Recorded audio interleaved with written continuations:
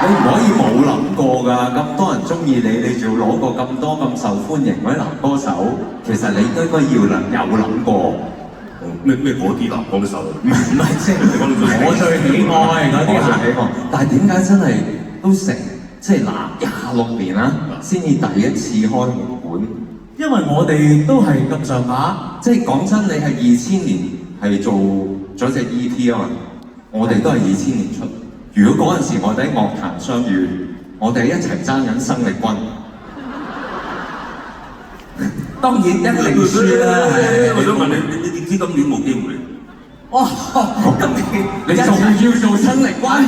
我咪生力軍爭獎。係啊，但係真係啊，26年嚟，老闆你係開過1次紅館，但係我哋兩個真係不才啊，都開多咗2次。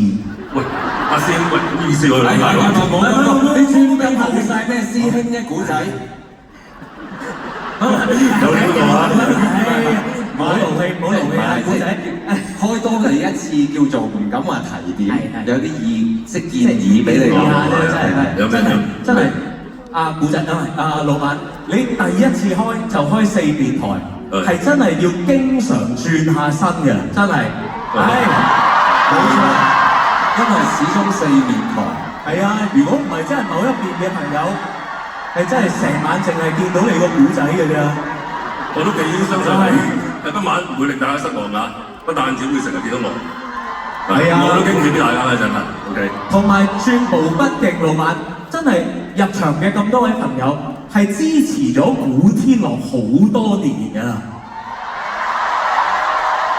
係真係你喺大家嘅心目中，一係就係佢個仔，一係就係佢老公仔。唔係我哋講，係你自己都有講。喺明日戰記謝票嘅時候，你話所有入場嘅朋友都係你老婆。其實今晚都係一樣，所有入場 My First Show 嘅咁多位朋友，無論你係男定係女，都係我哋嘅老闆娘。多謝老闆娘，多謝晒。阿古仔啊，另外有一個建議就係，不過你叫都姐點叫都女啊？你唔叫都女？係，下次。